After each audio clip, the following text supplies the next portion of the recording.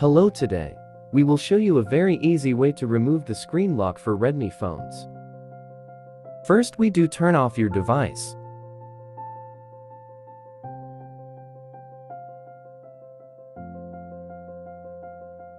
Then we press the plus button and the shutdown button.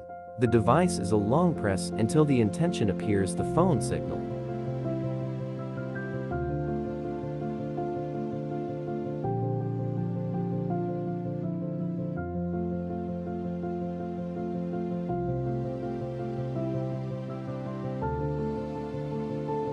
Then we choose the second option, wipe data.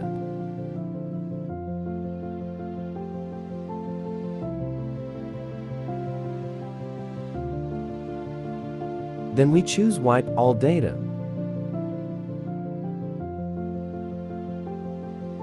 And we were chosen confirm.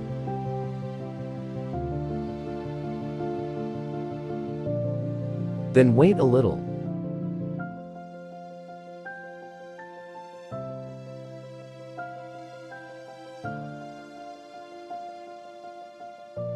Then we click on this option back to main menu by pressing the close button.